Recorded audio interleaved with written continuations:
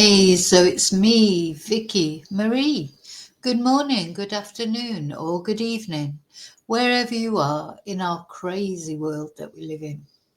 Okay, so what we're going to talk about in this video is we're on the 7th day of the mushroom murder trial. So just a little quick reminder of what happened. Erin Patterson is accused of deliberately putting death cap mushrooms in her the relatives of her estranged husband's lunch, inviting them for lunch, serving them up with a beef Wellington that was laced with mushrooms, dehydrated powdered mushrooms, death cap mushrooms, which are lethal, but and do not kill instantly. Take time to kill.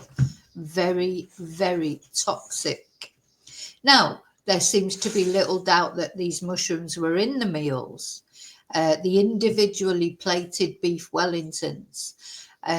But the question is, did Erin Patterson put those mushrooms in there deliberately to either kill or at least make these people severely ill? Or was it all a tragic accident that she had no control over? This basically is the crux of this trial, isn't it? So we've heard 6 days of evidence so far. I will, put the playlist, the link to the playlist if you've missed the first 6 days of evidence and you want to look back over those days. There's a video for each of these days. I've covered it every day. I'm going to continue covering it every day until this trial is over. This took place in Australia, in Victoria. The court case is taking place in Victoria, and the actual incident took place in a small town in Victoria where Erin Patterson lived. So let's get going. So I'm not going to go over all the other days of evidence. There's been some bombshell bits and pieces, that Erin was part of a true crime group, and she was respected within that true crime group. She was described as a super sleuth. She apparently was very enthusiastic when she got this dehydrator, and that told people that she was putting dried mushrooms in everything, and the kids didn't even notice that she'd put, for some inexplicable reason, dried mushrooms in their chocolate brownies, but they didn't notice. So there was definitely a lot of experimenting going on with the dehydrator. And we're going to find out what happened to the dehydrator, I presume, through this trial, because she did take it to the bin afterwards. So anyway, these are the things that we're talking about. Yesterday, the only survivor of this awful, I won't call it an attack at the moment because we don't know for certain that Erin is guilty, but this awful event, 4 people attended that lunch with Erin. 3 of those people are now deceased, and yesterday we heard from the sole survivor, Ian. Now, today in this trial, we're going to hear from the people who died from their children, adult children. So that I think there's some quite emotional things coming up. And I think it's important as well to just say the 4 people who were poisoned all had the same plates. They were individual plates, but the beef Wellingtons were served on an individual grey plate, whereas Erin Patterson, she had a different coloured plate, a different size plate, so it was quite distinctively different from the others. Okay, so before I start, just want to say thank you, those of you that have been with me through this. We're carrying on. The trial's expected to last between 4 and 6 weeks. We're only just halfway through the 2nd week, so a long way to go yet. A lot of things to come out in this trial, a lot of evidence to digest for the jury. The trial is not televised, but reporters are allowed in. and they're allowed to report. And we've been following the Guardian newspaper's coverage of this trial, blow by blow, and that's what we're going to do today. So thank you to all of you for being with me, for caring about these victims, and also for liking my videos, for subscribing. Please subscribe if you've not subscribed already. It's completely free. Thank you for sharing. Some people have shared my videos. Thank you for that. Special thank you to my members, the mainstay of my channel, the elite chatterati. And thank you to everyone who's bought me a Ko-fi, sent me a super sticker, PayPal'd me, sent me a nice email, left a nice comment. Thank you so much. Okay, so let's see what happened in the, because of course this is going on in Australia. For those of you who don't know, I'm based in Spain. So it's morning here in Spain. It's 8:30 in the morning as I'm making this video to set as a premiere later. But of course in Australia the case is just winding up. It's about 4:45 in the afternoon, and the court will be, if it's not already closed, it will be closing soon until tomorrow. So we'll see. We're going to have a look and see what's been going on. So, yeah, welcome to day 7 of Erin Patterson's triple murder trial. This is 3 people that have died. So the other thing is they have to establish, the prosecution after not only establish that it was Erin Patterson who put these mushrooms in these beef Wellingtons, but they have to establish that she did it with the purpose of killing them. Because it may be that she put the mushrooms in there with the purpose of making the meal. Maybe she didn't mean to kill them. So that's the second thing they've got to establish. To find her guilty of murder, they not only have to establish she put those mushrooms in there, but that she did intend to kill. So it's a complicated one. So, yeah, she's 50 years old. She faces 3 charges of murder and 1 charge of attempted murder relating to a beef Wellington lunch she served at her house in Leongatha, regional Victoria, on the 29th of July, 2023. So this is almost 2 years ago. And this is Ian Wilkinson. His wife, Heather, died. Heather was the aunt of Erin's estranged husband. So the thing is, Erin was estranged from her husband, Simon, but they seem to have a fairly good relationship. Simon testified. I think it was the first day that Simon testified. And he said that Erin had inherited quite a lot of money. When I say a lot, I mean millions, $2 million from her grandma. And she had been very generous with it, he said, but there were some arguments about titles of properties. So the other thing is, what is the motive? Why would she do, if she has inflicted harm deliberately on her in-laws? Why? You know, what is the reason? But anyway, sometimes you don't really need a reason, I suppose. So, yeah, she's accused of murdering her in-laws, Don and Gail Patterson, and the aunt of her estranged husband, Heather. And the attempted murder charge relates to this man, Ian. She has pleaded not guilty, and the defence's case is that the events were an accident and Patterson never intended to harm her lunch guests. And here's Ian, the only surviving guest, and we had his testimony yesterday. So those are the summary. That's the summary of day 6. I'm not going to go through that because you can have a look at my video. So the jurors entered the courtroom, and the next witness was Dr. Mark Douglas, an emergency medicine registrar at Monash Health. So this was the hospital where they were finally taken to. He is giving evidence via video link. In July 2023, he was working at Dandenong Hospital's toxicology department as a registrar. At about 11:30 on 30th of July, the day after the lunch, he received a call from Dr. Beth Morgan, asking for toxicology advice about a patient, Don Patterson. Now, we heard that yesterday, so that's on my video about day 6.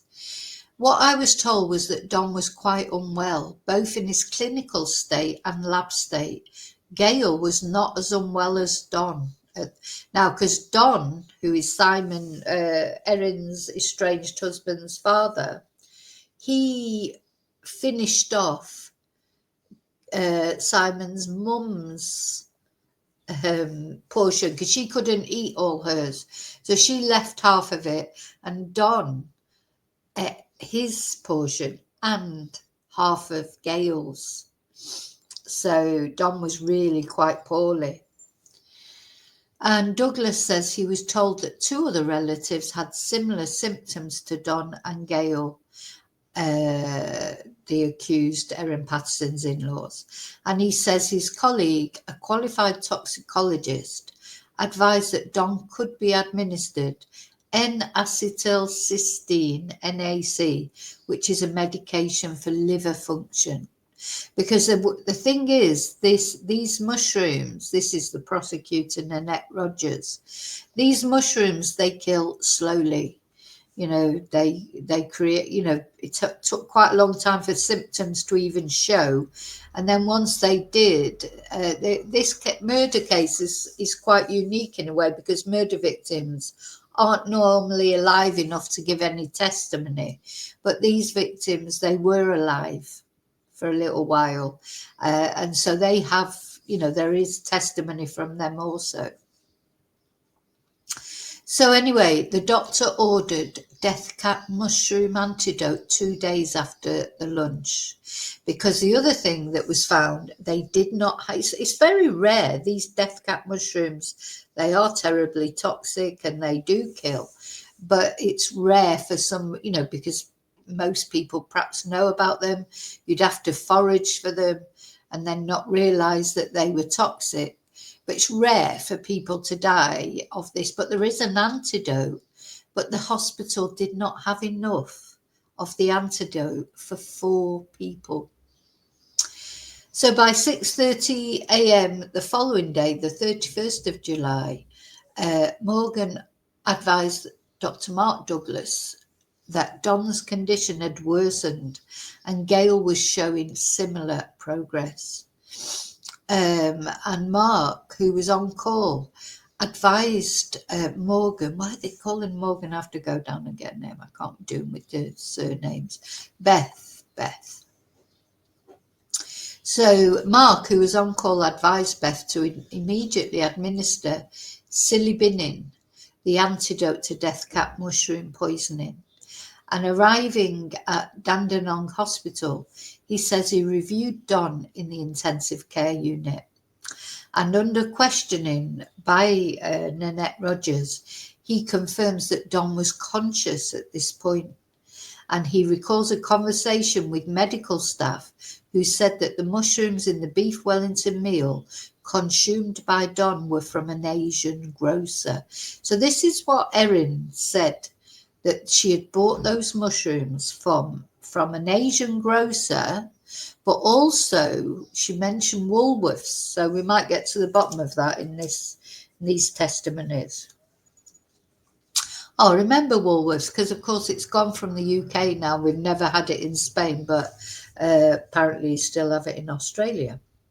So Don was then sedated to allow for incubation, so he could be transferred to the Austin Hospital, which has a major toxicology unit, Douglas says, Mark says.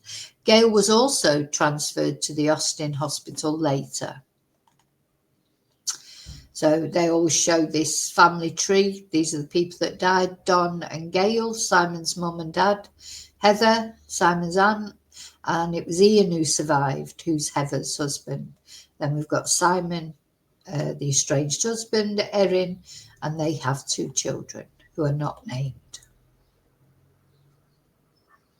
So then it tells us that the medical expert recounts the arrival of the Wilkinsons at Dandenong Hospital. So Ian Wilkinson, Simon Patterson's uncle and a guest at the lunch, was transferred to Dandenong Hospital. And Mark Douglas said Ian reported experiencing severe nausea and constant vomiting, and he told staff he had eaten the full portion of the beef Wellington lunch. Ian was also admitted to ICU and then transferred to the Austin Hospital. And Douglas recalls Heather, Ian's wife, arriving at Dandenong Hospital before she also was admitted to ICU and transferred to the Austin.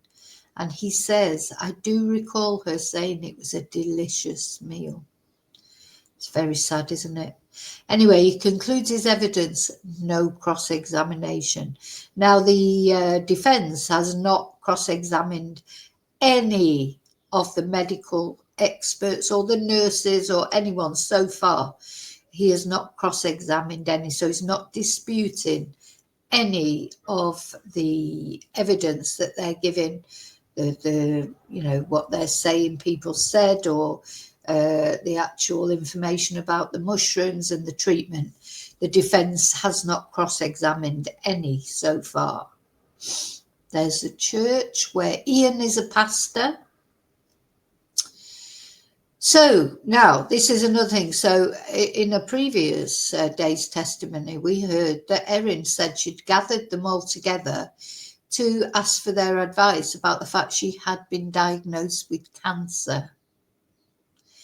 Though the defence was trying to say she didn't say that, she just said she had suspected cancer. But the recollection of Ian, the sole survivor, is that she said she definitely had cancer.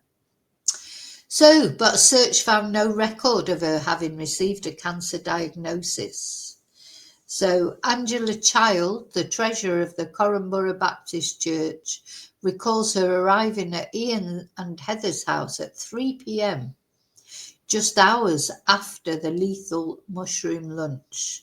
So she went to Heather's house because Heather and Ian, after the lunch, had these friends round. Heather told her they had a lovely lunch and described the beef Wellington as delicious and beautiful. She continued to rave about the meal, Angela says, and she says neither Ian or Heather looked sick. And that's the problem with these mushrooms. So then a couple of hours after the lunch, they were fine. It was 10 o'clock that evening, really, before symptoms started to emerge. And Danielle Romaine from the State Department of Health also made a written statement, and she said a request to search the state's cancer registry found no record of Erin Patterson having received a cancer diagnosis. So this is how she tried to get everybody round there, or allegedly, and there is no record of that cancer diagnosis. And I just want to mention, those of you who've been following it will know, but her estranged husband Simon was invited to that lunch, but he decided, luckily for him, decided not to go. So it is mandatory for health services in Victoria to report all cancer diagnoses to the registry, and there was no record of Erin. So apparently the prosecution's next witness was Anna Terrington, the daughter of Don and Gail Patterson and the sister of Simon Patterson. So this is Erin's sister-in-law, and she has lost her mother and father after this lunch, same as Simon.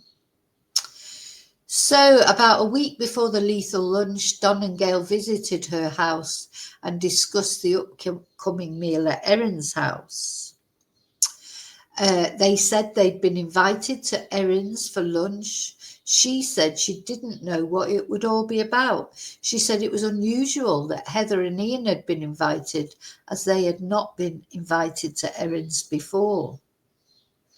And Anna called her mother Gail on the day of the lunch at about 5 p.m. And she says, Mum said the lunch went well. She said they had beef Wellington and it was too much for Mum, and Dad finished hers. And then Anna becomes teary as she recalls her mother not being able to finish her beef Wellington dish.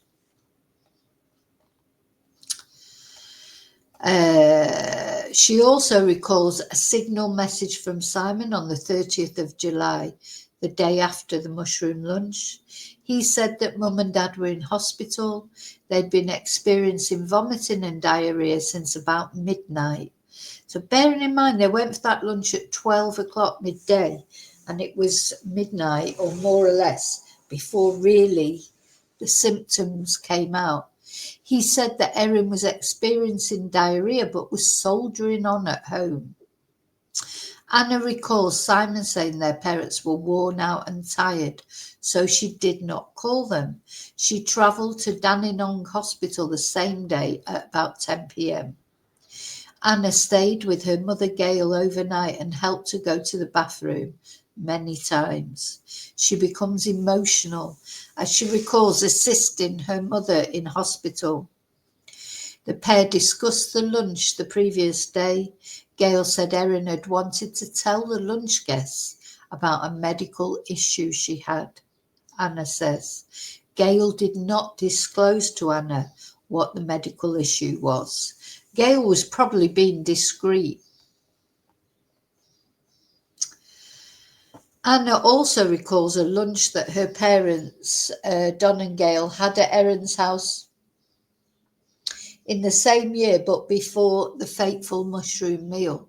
She called her parents after the lunch, who said it went well, the court hears.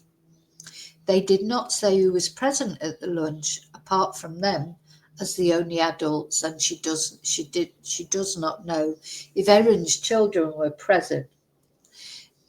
Don said they ate a pie of some sort, but they did not become ill after the meal. That's the artist's impression of Erin in the court. Yeah, so no, although the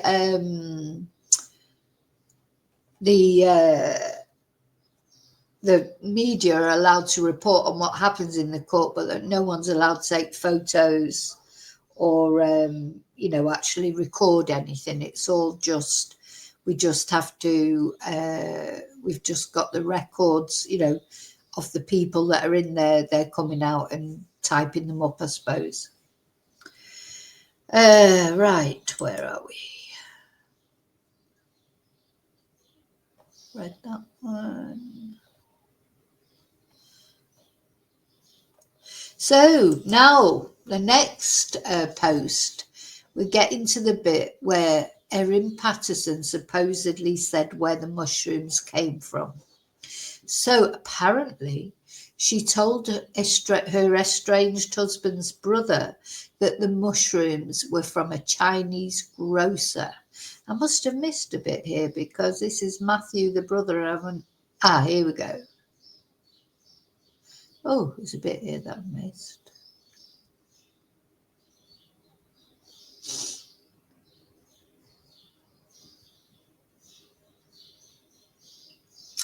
Oh.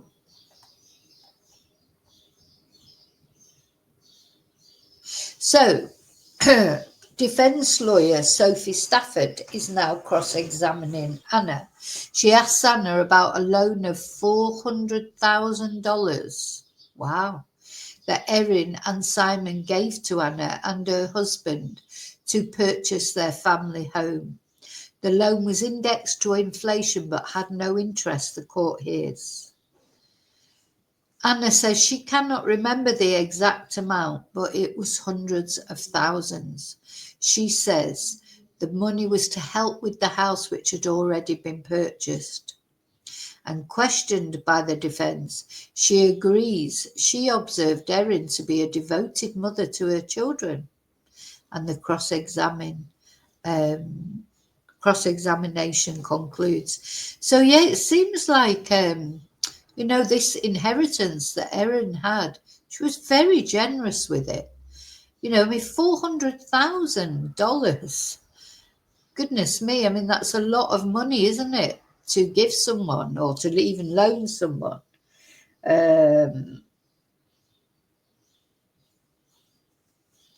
It's like massive amount of money, isn't it? And I think, I think generally it is accepted that Erin was a good mum to her children.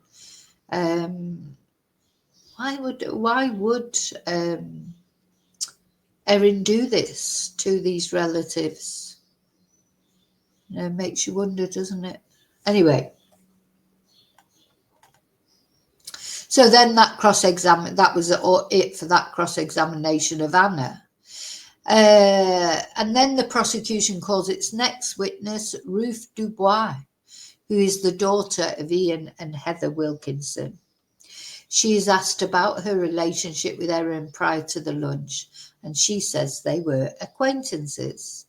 We know each other enough to say hi in passing, and that was about it. And on the 30th of July, Simon called Ruth and informed her that Ian and Heather were unwell and at Leongatha Hospital. And they just asked how Erin was. They talked about their concern for Erin maybe coming to hospital for precaution. And again, no cross-examination of Ruth. Then the brother of Erin Patterson's estranged husband gives evidence. So again, Matthew, he's lost his mum and dad. He's the younger brother of Simon. He was asked about his sister-in-law, and he said that Erin continued to attend Patterson family functions after her and Simon's separation in 2015. Though he says in the last couple of years, Erin attended fewer of these events, and Matthew says that in this time, Erin and Simon's conversations become more mechanical. So they seem to have an amicable relationship, even though they split up. So.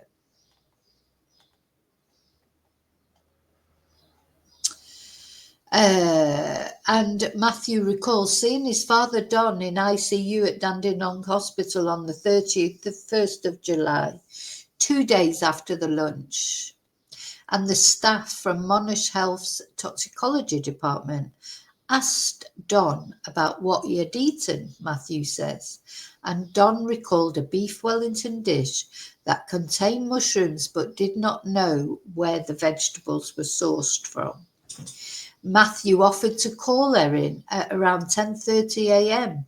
to inquire about the mushrooms, and the call lasted just over 1 minute, the court hears, and Matthew recalled the conversation. I asked her how she was.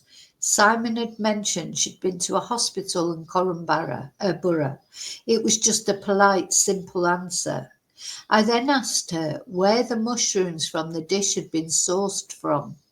She mentioned there were fresh mushrooms from Woolies and there were dried mushrooms from a Chinese grocer or supermarket in the Oakley area. I did say I was with Dad and I had toxicology people who were with us who wanted to know. And he gave, Matthew relayed that information from Erin to the medical staff. So this is really, I think, a mistake by Erin, isn't it? Because she said she got them from Woolies or this Chinese grocer. But she's going to, the police, that's like pointing the finger at someone specifically, isn't it? At the Asian grocer especially. Presume the fresh mushrooms from Woolies. She's not saying that they were, they're not thinking there was any suspicions about. But dried mushrooms from a Chinese grocer. She shouldn't have said that, should she? Because, well, I'm presuming at some point in this trial, evidence will come out from that Asian supermarket or from the police that investigated it. Then Erin asked him to look after her children because he confirms that he and his wife received an email from Erin after the death of his parents. Gosh. Erin requested the pair look after her children as child protection had become involved with the family. Well, I tell you what, if she did kill his parents, she's got some face, hasn't she, to then contact him and ask him to look after the children. Anyway, he then went on to say under cross-examination that Erin had a positive relationship with her estranged husband's parents, as she respected them. And Stafford, the defence lawyer, also asked about the phone call Matthew made to Erin. He agrees Erin paused as if she was trying to recall the details of where the mushrooms were from. She was in my opinion, and it is only my humble opinion, and of course she's innocent till she's proven guilty, as everyone, we all know. But in my opinion, she was thinking, what should she say? I mean, by then, no, because he was asked, wasn't he? He offered, that's right, to phone her and ask where the mushrooms came from. Maybe she wasn't expecting that question. I bet she regrets now what she said, because she would have really been better to say she had got them, she had foraged them, but she didn't realise what they were. That would have probably been a better thing to say if she's guilty. So apparently Ian and Heather were conscious and alert when the GP saw him at the urgent care centre. And the next witness is Christopher Webster. He says they arrived around 11 a.m. The day after the lunch. They were in a room used to isolate patients who may be infectious. And he said they were both conscious and alert. They were clearly able to communicate. And he asked them about the meal they had eaten the previous day. And he asked Heather about the taste of the beef Wellington. And she said it was delicious. So then anti-nausea medication and treatment was administered to reduce stomach acid, and the pair were later admitted to the ward. Then they had lunch. Okay.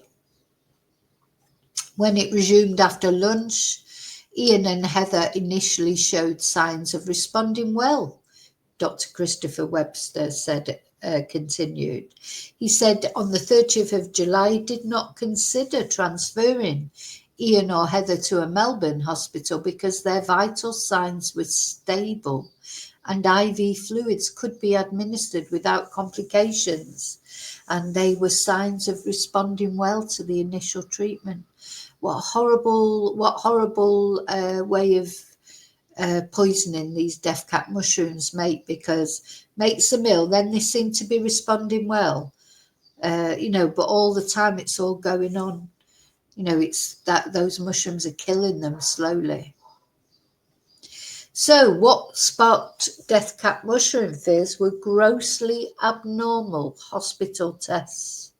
So at around 7 a.m. on the 31st of July, 2 days after the lunch, Mr. Webster received a call from Dr. Beth Morgan at Dandenong Hospital.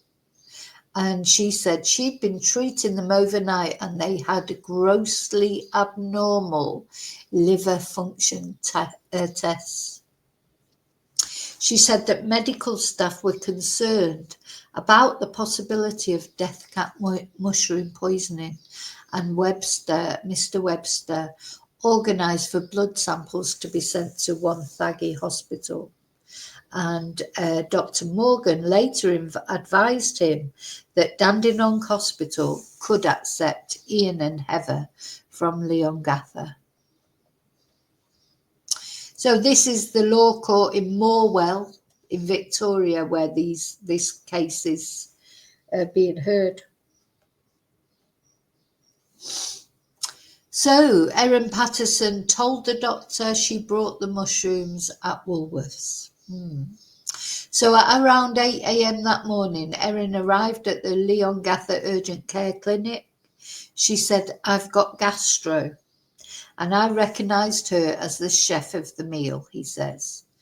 He told Erin there was a concern about death cap mushroom poisoning. She must have if she's guilty, God, could you imagine when he said that to her? Her heart must have just dropped, realizing that they knew it was death cap mushrooms. And he then asked where the mushrooms were purchased, and she said, Woolworths. The court hears. It was a single word response. And he says a colleague later informed him Erin had discharged herself against advice. And asked about his reaction, Webster says he was surprised. Now, much as I understand, Erin didn't like hospitals, and I don't like hospitals, but I think if somebody had told me that they suspected death cap mushroom poisoning, I don't think I'd be discharging myself, would you? You'd be terrified. And he says, sorry, I've read that. So I just informed her she'd been exposed to a potential death cap mushroom poisoning. He rang Erin's mobile phone 3 times, leaving voicemail each time. I was apologetic and informed the voicemail I would have to contact the police for her health and safety. And he called the hospital's director of medical services to explain the situation. So they're all in a panic about Erin's health, but she's not bothered. She just discharged herself. So this is her home that she bought with the inheritance from her grandma. She's got a lovely home. It just, if she's guilty, and again, we have to keep saying that because, she hasn't been found guilty. Just think, why put all that at risk? Why? Why put all that at risk? Or was she just so certain, that she would get away with it, that they wouldn't find out? But, she's got a lovely home. She's got her 2 kids. She's financially okay. Why put all that at risk? Just crazy, isn't it? So I think this is where they had the lunch, wasn't it, out on the deck? Anyway, I don't know. So Erin discharged herself from hospital after 5 minutes, according to 000 call audio. So Dr. Christopher Webster says he rang the police via 000, and the jury was played an audio recording of the call made by him at 9:25 a.m., 2 days after the lunch. And he tells the operator, I have a concern raising a patient that presented here earlier but has left the building, but is potentially exposed to a fatal toxin from mushroom poisoning. And I've tried several times to get hold of her on the phone. He gives the operator Erin's mobile number and Leongatha address. He says Erin presented at the hospital at 8:05 a.m. and was there for 5 minutes. She discharged herself at 8:10 a.m. The court hears. 5 minutes, and you've just been told that it's likely death cap mushrooms. You wouldn't want to go home, would you? Even me, I hate hospitals as much as anyone, and there's no way I would have discharged myself if they told me I may have had death cap mushroom poisoning. To me, this does suggest strongly, don't know what the jury will make of it, but suggests strongly that she did not feel that she was at risk. So Mr. Webster tells the operator 5 people had eaten lunch together on Saturday, and he says 2 of these people were in intensive care at Dandenong Hospital, and another 2 have been transferred to the same facility. And he tells the operator about Erin leaving the hospital. It was time for the nurse to begin observations. While I was attending to other patients, the nurse informed me she had discharged herself against medical advice. Must have been very surprising, that. Erin returned to the urgent clinic later that morning. Mr. Webster asked Erin if anyone else had eaten the beef Wellington, and she said her children had eaten the meal, but without mushrooms. And at 10:04, I mean, why? Why without mushrooms? What were the mushrooms in? I think they were in a sauce, weren't they? That was on the beef. I think that's what they were in.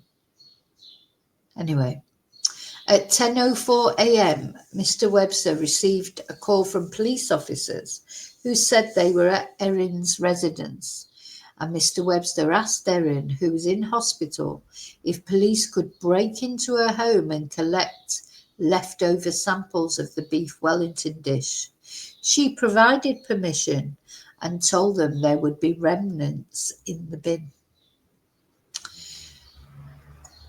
Where were those plates, I wonder? You know, the plates that they ate off. That's what I'd like to know, where they were.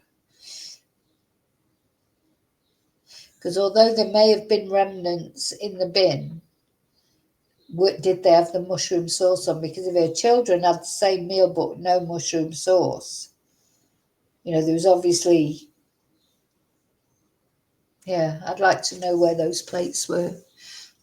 Anyway, Mr. Webster says he spoke to Erin before his shift ended that day. He inquired about the whereabouts of her children.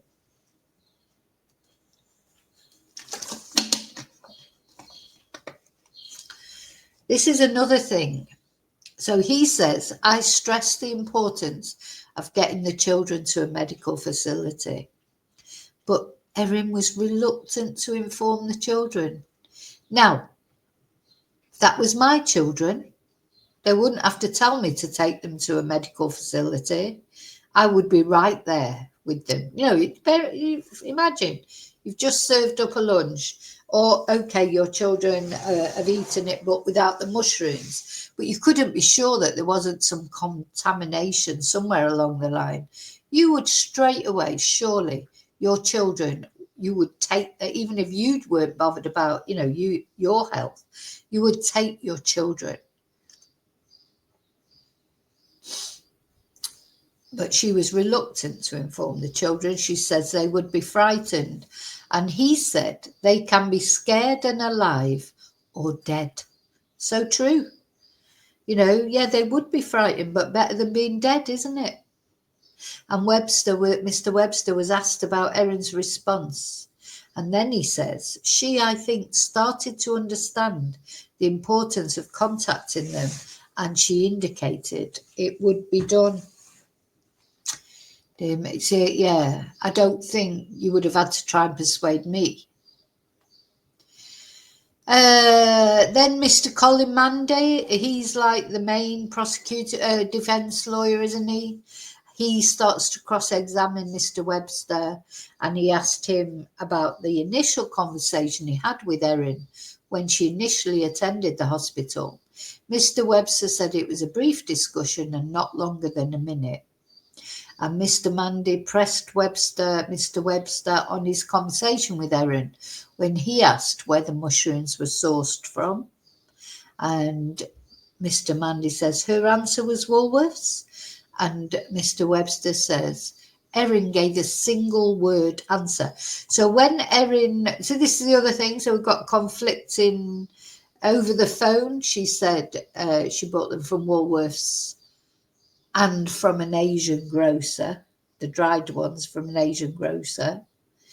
But now, then when he asked her again, when the doctor asked her, she only said Woolworths. She didn't mention the Asian grocer. But when Simon's brother phoned up and asked, that's when she mentioned Woolworths and the Asian grocer.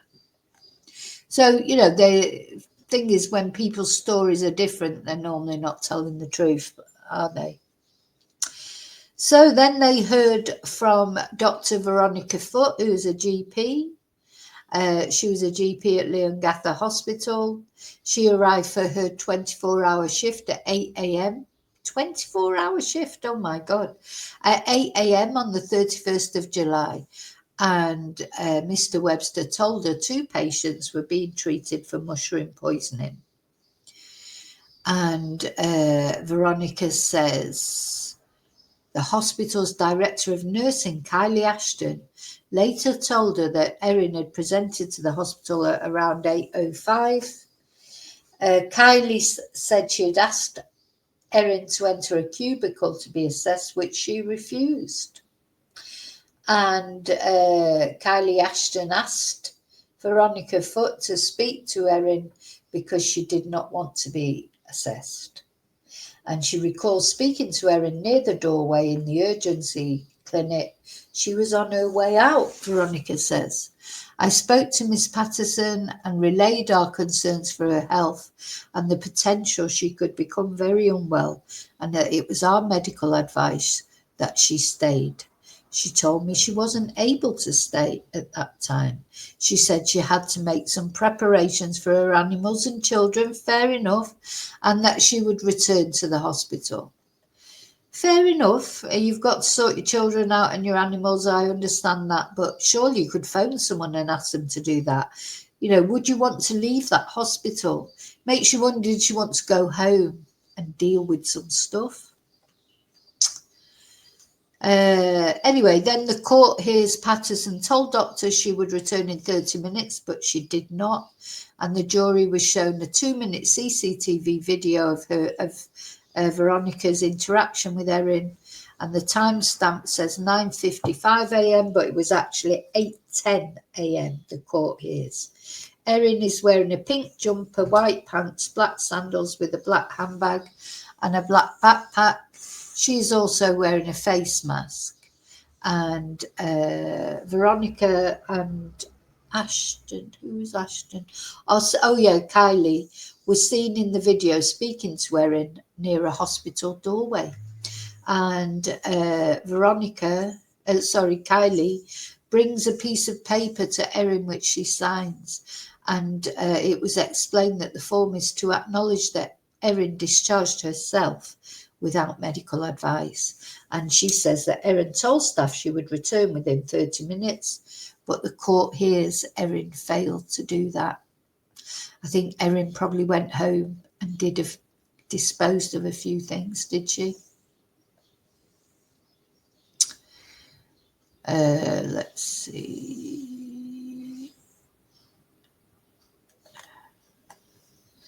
So her pulse rate was initially high, but her other signs were normal. Her initial blood pressure and temperature were in the normal range. Her pulse was 140 beats a minute, which Veronica says is high. Well, that'd be stress, of course. But she says that over time, Erin's heart rate settled to about 100 BPM. Veronica says stress and anxiety can make a person's heart rate go up and down. And Veronica also conducted a medical examination of Erin. I examined her abdomen. I noticed her appearing to be quite upset and found it to be lax or soft. She had some tenderness in the right upper part of her abdomen and the central lower part of the abdomen. And he said he did not observe diarrhea, her reported diarrhea. Oh, yeah, but I think she goes on to say, her initial blood pressure and temperature, 35.6, were in the normal range. Her pulse was 140 beats a minute, which Veronica said was high, but of course she will have been stressed. But over time, it settled to around 100. She conducted a medical examination. Oh, and she said that stress and anxiety can make a person's heart rate go up and down. And she conducted a medical examination of Erin. I examined her abdomen. I noticed her appearing to be quite upset and found it to be lax or soft. She had some tenderness in the right upper part of her abdomen and the central lower part of her abdomen. But when asked about her reported diarrhea, Foote said she did not observe this. Yeah. So,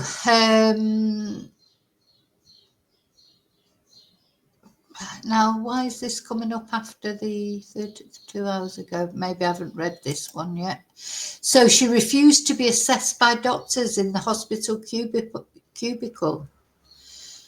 When she arrived, she said that she asked Erin to enter a cubicle to be assessed, which she refused.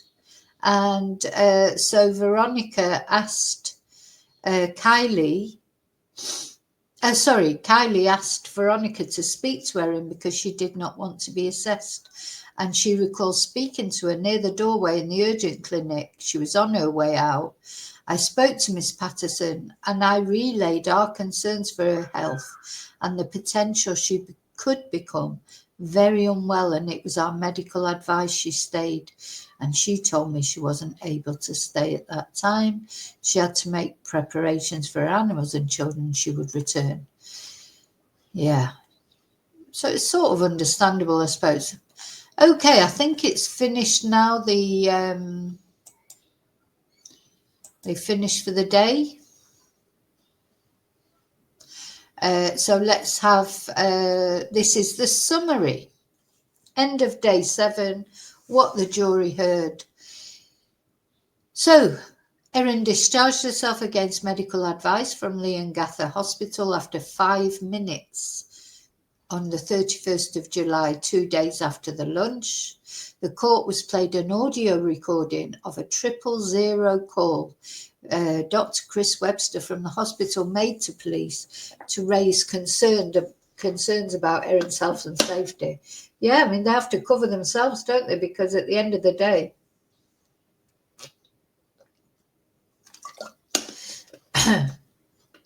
although Erin is an adult and she has the right to discharge herself, of course, but as far as doctors are concerned, it's their moral responsibility, a professional and ethical responsibility to make sure people do, what they should.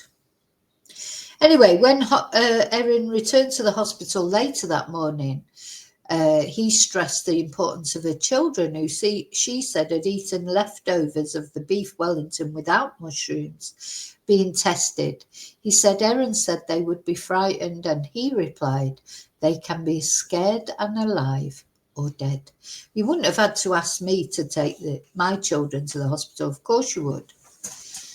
Erin told her brother-in-law, Matthew Patterson, in a phone call at about 10:30 on the 31st of July, 2 days after the lethal lunch, that the mushrooms in the beef Wellington had been sourced from Woolworths and an Asian grocer. So I think this is important because initially she told her brother-in-law they'd been sourced from Woolworths and an Asian grocer.